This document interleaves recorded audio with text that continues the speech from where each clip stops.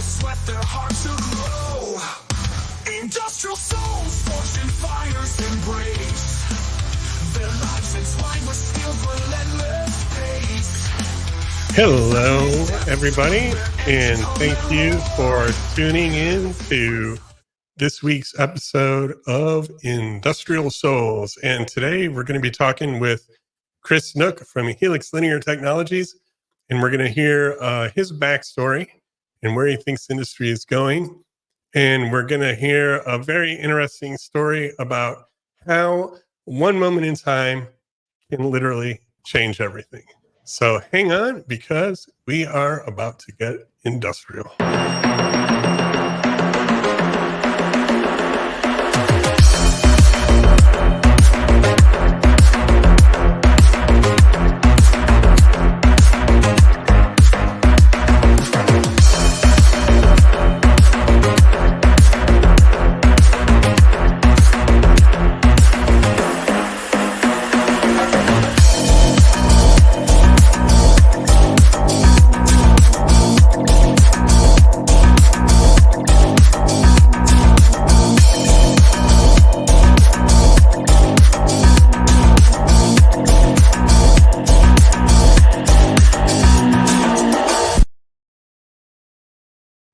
Hello and welcome, Chris. How are you doing today? I'm good, John. How are you doing?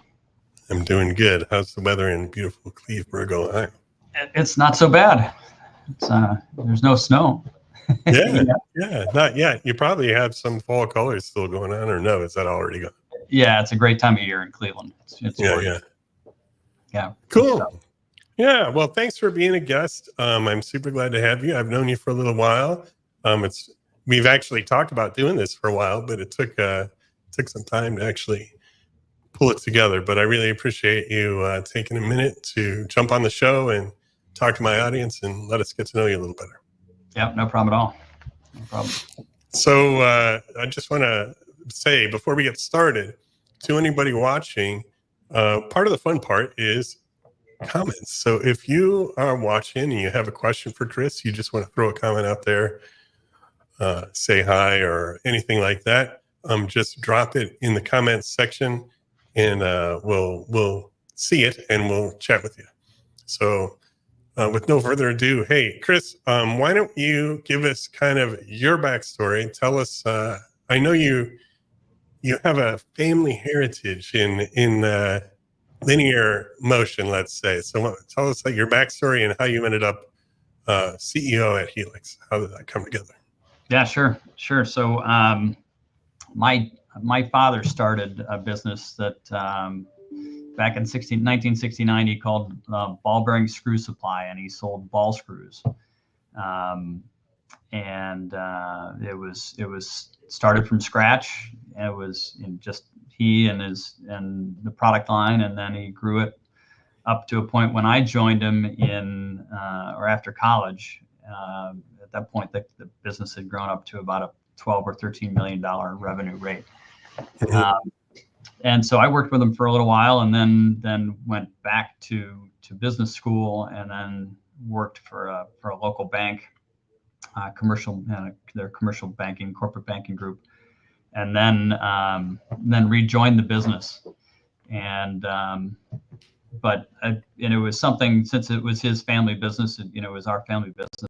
It was something that I was around constantly. So you probably grew up like in a factory or something like that, or seeing all that. Yep.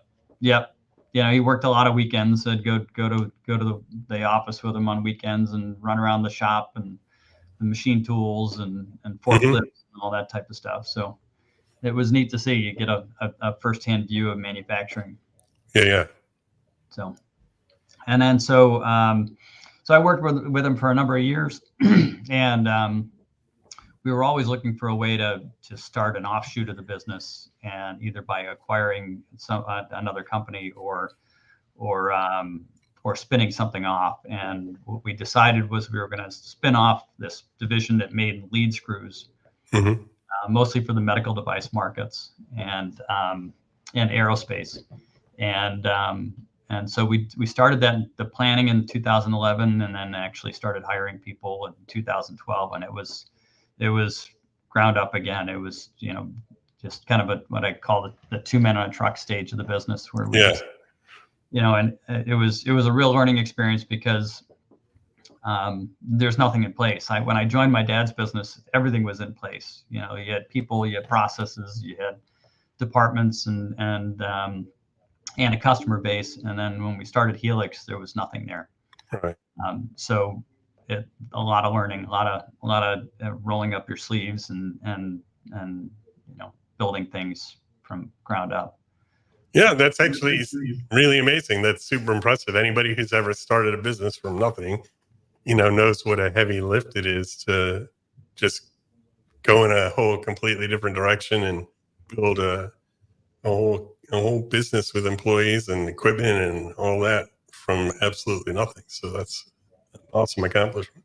Yeah, long days, long weekends, but and you just, that's one of the things that I've enjoyed my whole life, is doing the extra work and seeing the reward from hard work to the growth of a business. So very cool. Overall, it's been fun. Yeah. Yeah. And so does your family still do anything in the ball bearing area? Is that still going, or is this the whole focus now? Well, this is my whole focus. We the family business that we split off from Nook Industries was sold, but so now it's wholly focused on the Helix Linear, and so we've actually started manufacturing ball screws at Helix to focus on other industries and different applications. So that's been a lot of fun too. So, like, speaking of industries and applications, what for people who don't know or are new to the idea of linear motion, maybe let's maybe explain what that is and what common applications are, just to bring people up to speed. Yeah, sure. So when we sell into the medical device markets, we're selling to people that are making, in some cases, medical diagnostic equipment. So they might be making a machine that tests blood or processes some sort of a photograph, or we work with customers that make gene mapping or mRNA, DNA mapping machines. Mm-hmm. Some simple stuff like patient tables, so that when you lie down on a patient table for an MRI machine or a CT scanner, all that movement is what we call linear motion, and it's in simplest terms, it's a screw and a nut, and we put a smart motor on the screw, and then turn the screw different directions, and the nut travels back and forth. And so we do that on a very precise platform, and we manufacture a variety of sizes of screws to generate that motion. It's electromechanical motion. Mm-hmm. Now, I have a background in the hydraulics area primarily, and I know people in hydraulics are always a little nervous about kind of this concept of electrification, essentially like the way everything is moving towards EVs, and even heavy equipment is being kind of changed or spec'd out over to electric type motors and electric type power, whether it's linear motion or electric motors. But I would say your product kind of falls into that category of a newer take on motion technology than, for instance, hydraulics, which have been around for decades. So do you see like the market changing, growing? I mean, your business actually hasn't been around all that long. It's not like it's been around 100 years or 70 years. So how do you see that the market has already changed, and where do you see it going from here? Yeah, we compete with two other primary technologies, which are air actuation and hydraulics, like you mentioned.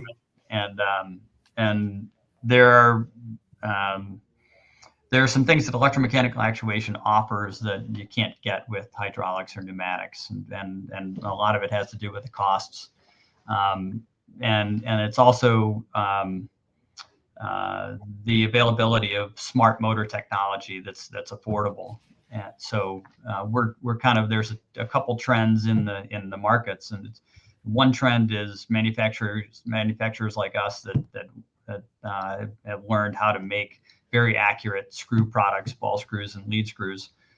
And then when you marry them up with smart motor technology, you end up with an electromechanical package that's affordable and can generate motion profiles on whatever device it is you're building that are pretty high performance.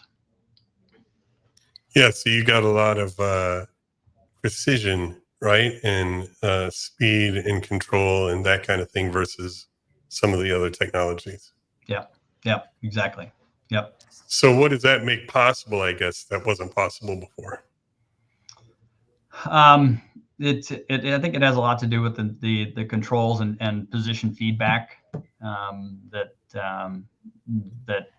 is kind of is somewhat infinite with an electromechanical package that you can't necessarily get in a hydraulic or pneumatic package, and a lot of simple pneumatic actuators go point to point where it might just go to one end of the travel and back, where an electromechanical package you can change the motion profile. Right. Yeah, that's kind of interesting. I suppose that, again, it's adds to the precision capabilities versus just like, oh, we can move it from here to there, but we can change the speed or I don't know, whatever the strength at which we're moving that thing from one side of one place, point A to point B, something like that. It gives you a lot more control and precision in how you're moving it. What would you say, like, what is it about, I guess, linear motion technology that you personally, I guess, geek out about, let's say? So I know you're kind of an engineering guy. I know you're into technical details. I don't know if that's the thing that kind of gets you excited about it, or if it's the business side or the people side or seeing the applications of the high tech, just throwing things out. But for you, what is it about Helix and about the industry that you're in and the business you're doing that you feel excited about, I guess? Yeah, some of it is leveraging the electromechanical solutions with AI. So when as you were talking about, like, different motion profiles for different applications, it's using vision systems to do different things that are varied, but it's the same solution. It might be something like a cobot, but it's a motion platform that is responding to varied situations. The other biggie for us right now is making smaller products. We get a lot of demands from customers to start making smaller and smaller, precise. Right. And because the trend is to fit more into a smaller package. So we make little products that fit in your hand and that are very precise for either medical applications or aerospace applications. Yeah, that's super cool. I mean, obviously everything is getting teenier and teenier, basically, I feel like. I mean, obviously there's huge automations and things, but the ability to make little micro, highly controlled, very precise mechanisms is pretty cool. And robots and robotics just in general and factory automation is pretty cool. I've had some other guests who are automation focused, and there's a lot of stuff that's going on there that's really kind of groundbreaking. All of this stuff falls into that category of, like, this is kind of new, somewhat groundbreaking things that are being done with these kind of technologies. Yeah, with some of the fun for us is that we've got a culture, a company culture that embraces making custom products, and a lot of times we're starting with a clean sheet of paper and the customer's requirements and designing something that's just for them. And our team, that's something that they enjoy doing.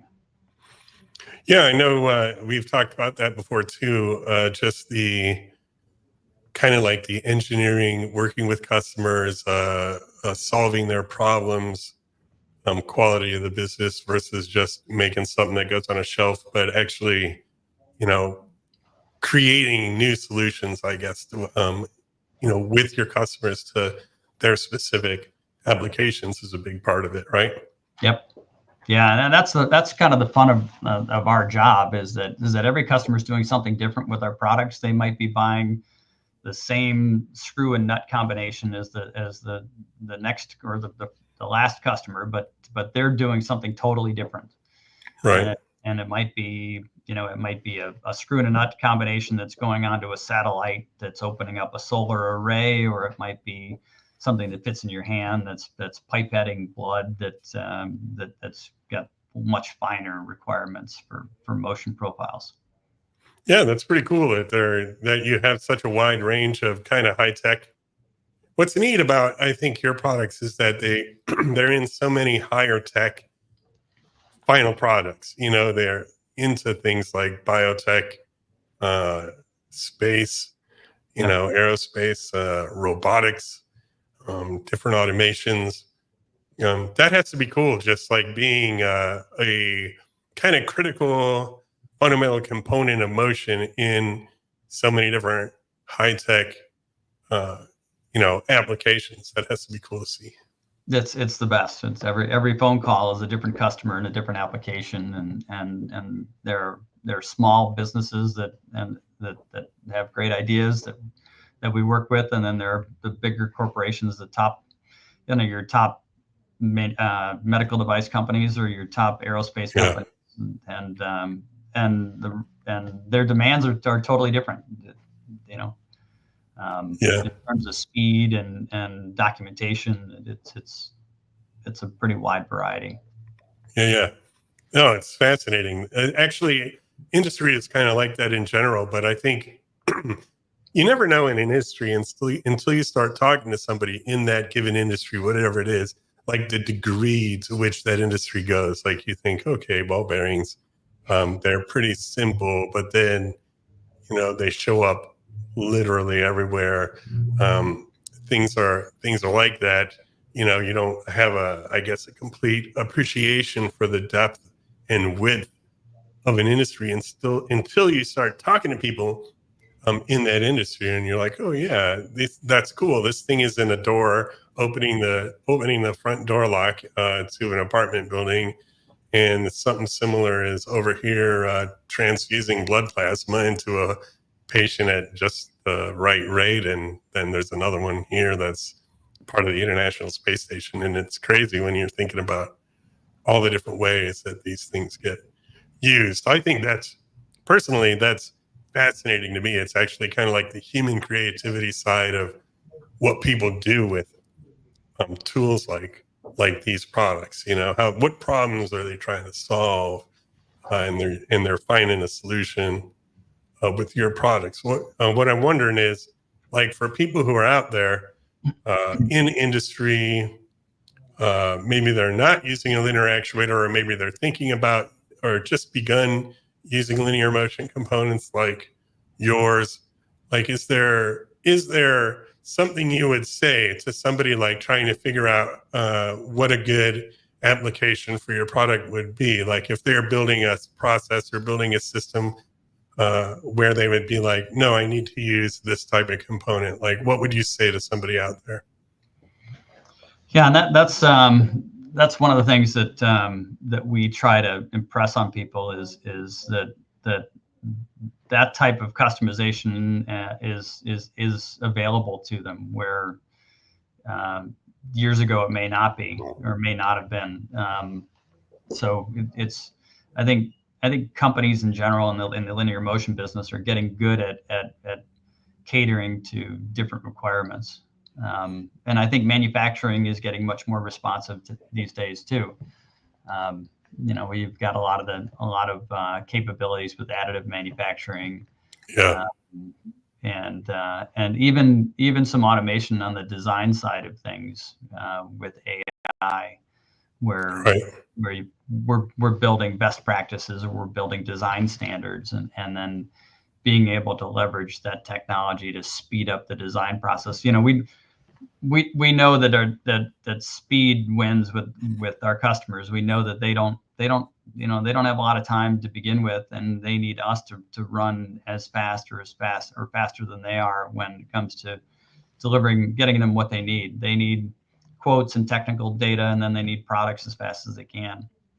And because a lot of them are building devices for the first time and trying to get them qualified.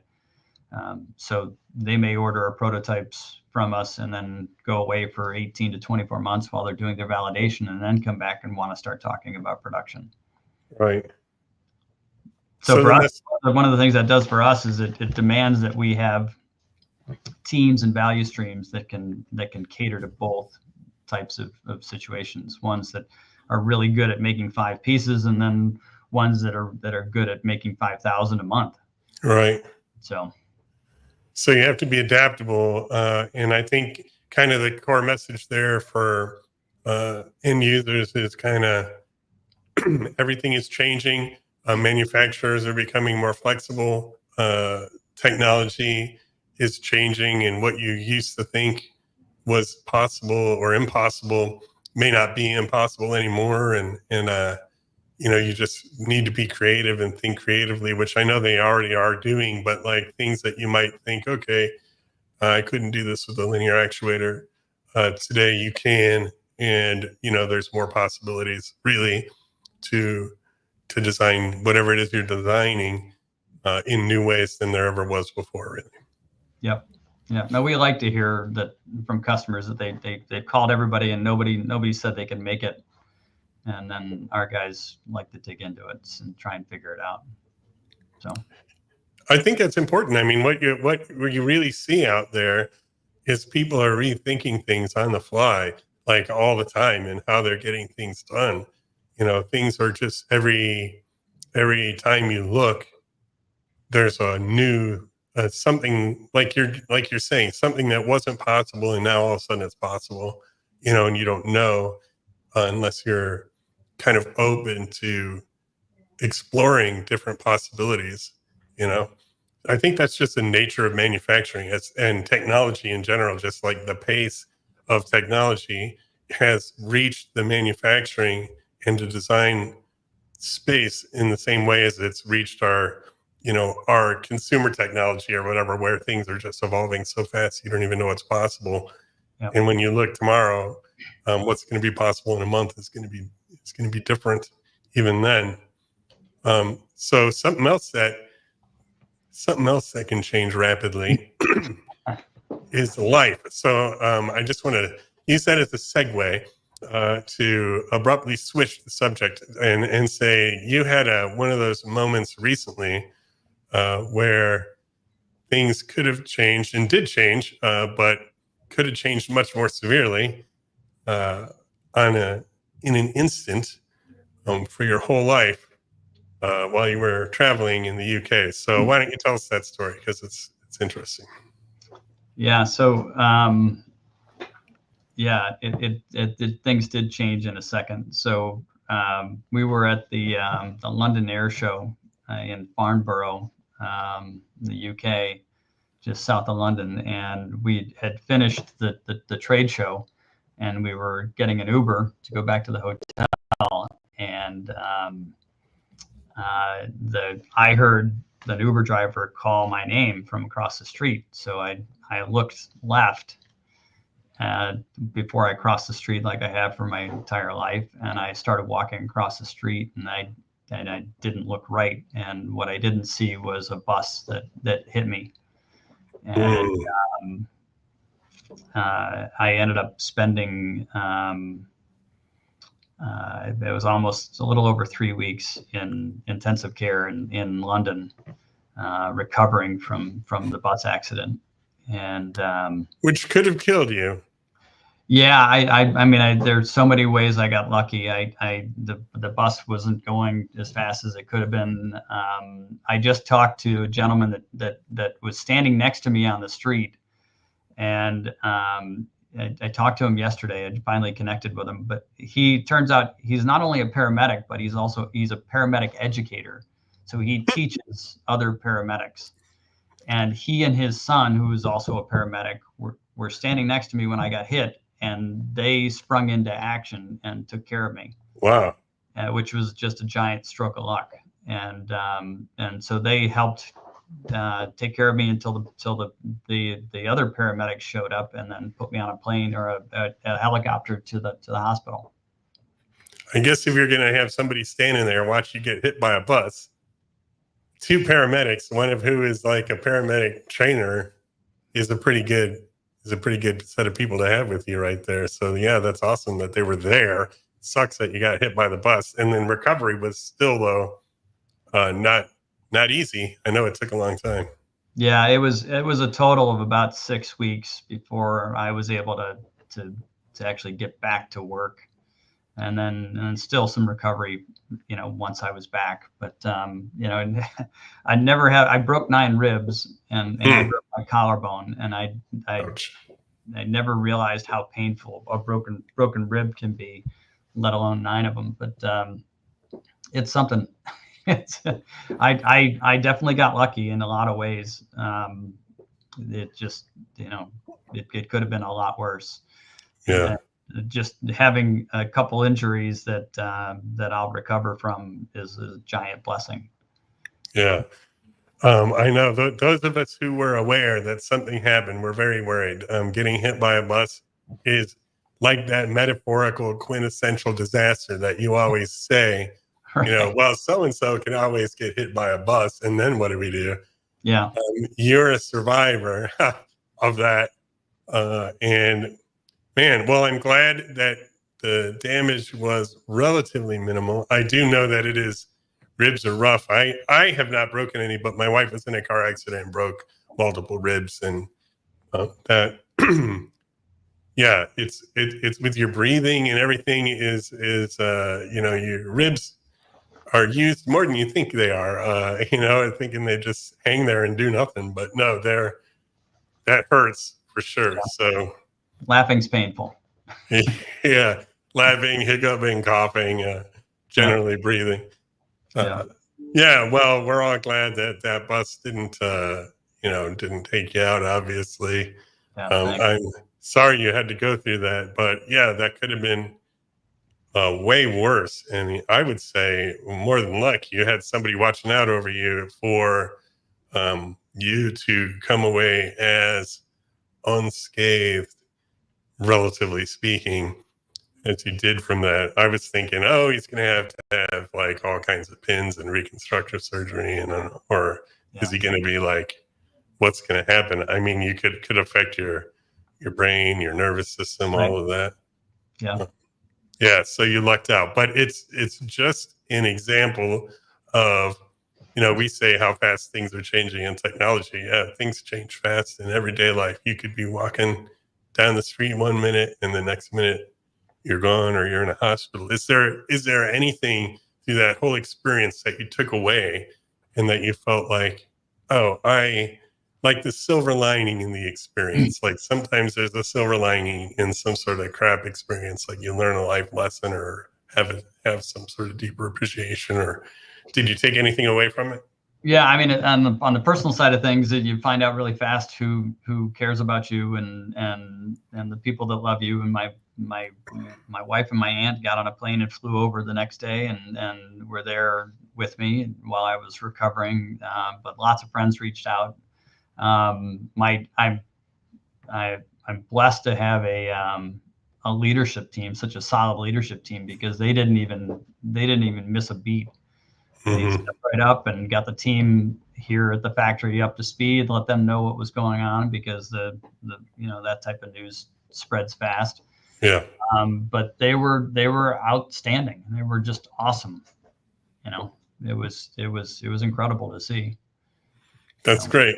Yeah, sometimes you don't get to see and you take things for granted, but sometimes you get an event that makes things clear, and that clarity can be really important and very profound, something you can carry with you from that point forward. Yep. Yeah. So talking about profound and things in life, I'm just wondering what you would say to the question of what is it that, for instance, kept you going through weeks of recovering from the incident, or years of building a business from the ground up, starting from nothing. And when things take a difficult turn, and you're under all the stress of of life, of the world, what is it for you that is that thing that keeps you going forward and keeps you energized or gives you hope? For different people have different different answers. I don't want to put any words in your mouth, but I'm wondering what it is for you. I mean, the first thing that comes to mind is family. The only thing that was going through my mind was my wife and my son, and that's all you care about. Everything else just fades away. When it comes to the business, for me, it's been such a big part of who I am and what I enjoy. I enjoy building teams and growing things and growing businesses and capabilities. And so, having that as a goal to get back to was a big motivator for me. Was how fast can I get back on my feet and get back to work, because it's a big part of my identity.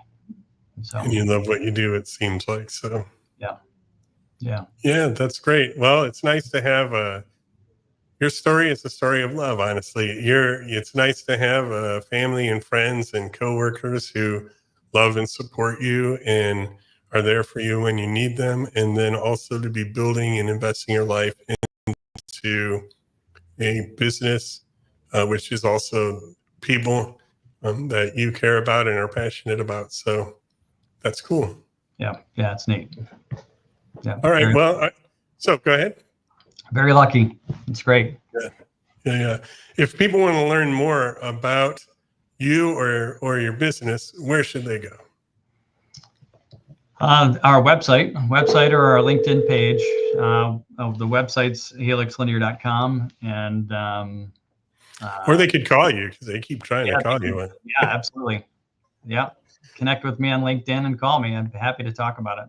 Yeah. All right, Chris. Hey, thank you so much for being a guest on the show, sharing your experiences with us, both the good kind and the hard kind. And I appreciate you taking some time and joining me today. Great. Thanks, John. Thanks for the time. Good to see you again. Yep. Good to see you. And everybody, thanks for tuning in.